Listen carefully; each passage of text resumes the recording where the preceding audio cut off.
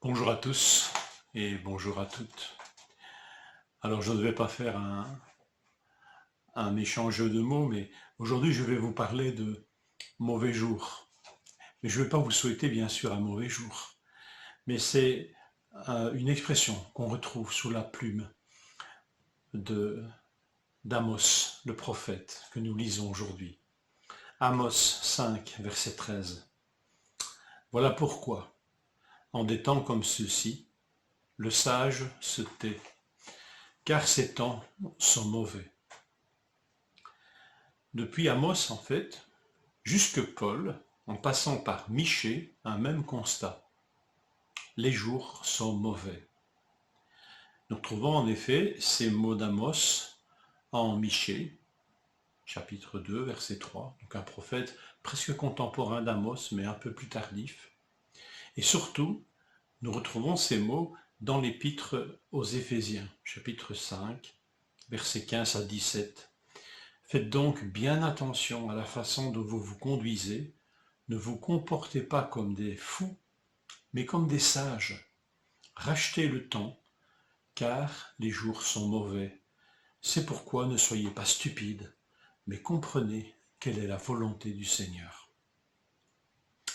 Alors est-ce une réflexion désabusée? Un lieu commun, couplé à les jours sont mauvais, c'était mieux avant. En fait, c'est une réflexion que nous interdit presque le livre de l'Ecclésiaste, comme étant un manque de sagesse. Ou est-ce que c'est un constat déprimant? Ah ben voilà, les jours sont mauvais, depuis si longtemps déjà.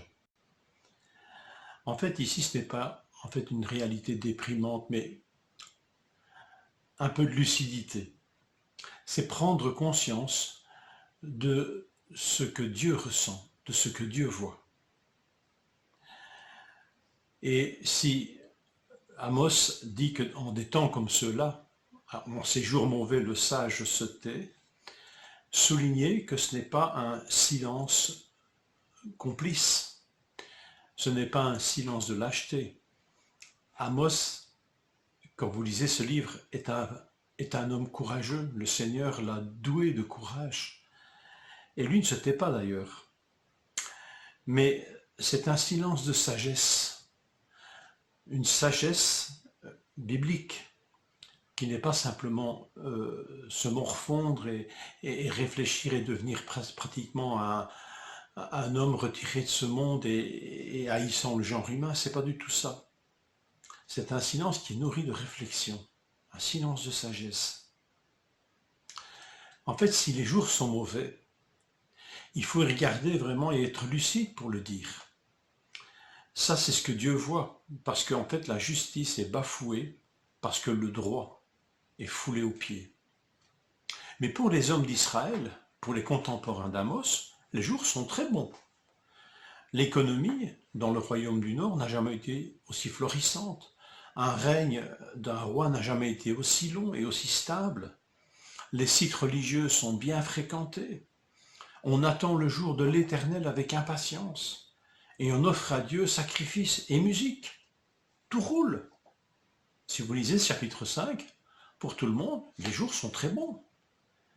Et puis, cette voix discordante, les jours sont mauvais, parce que le droit et la justice sont bafoués. La parole de Dieu est têtue, et surtout les faits sont têtus. Les faits soulignés par Dieu, droit et justice, sont absents. Et rien ne peut couvrir cette réalité. Même pas de jolie musique, même pas de sacrifice, même pas une attente dévoyée du jour de l'Éternel. Tout ça ne peut pas, tout ça n'est qu'un vernis qui cache une réalité profonde. Le droit et la justice sont absents. Alors si en ces temps mauvais, le sage se tait, un silence de sagesse, mais alors il est rempli par quoi ce silence? Et en fait, Dieu nous le dit par la bouche de Paul. Comportez-vous comme des sages, c'est ce que nous trouvons dans Éphésiens 5, 15. Ne vous comportez pas comme des fous, mais comme des sages. Et comprenez quelle est la volonté de Dieu. En comprenant quelle est la volonté de Dieu, nous rachetons le temps. Donc ces jours mauvais, en quelque sorte, peuvent être rachetés par ce souci que nous pouvons avoir de rechercher la volonté de Dieu en chacune de ces journées. Alors ces jours mauvais peuvent devenir des jours de grâce, peuvent devenir des jours rachetés. Parce que partout où la volonté de Dieu est accomplie, les jours sont moins mauvais.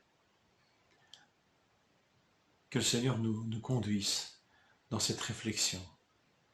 Et je vous invite peut-être à relire Éphésiens 5, versets 1 à 21, ce qui précède un peu le contexte d'Éphésiens 5, 15, 17. Relisez Éphésiens 5, 1 à 21 et découvrons-y peut-être plus concrètement encore ce que Dieu veut, quelle est la volonté de Dieu pour que ces jours soient moins mauvais. Que le Seigneur nous conduise en cette journée.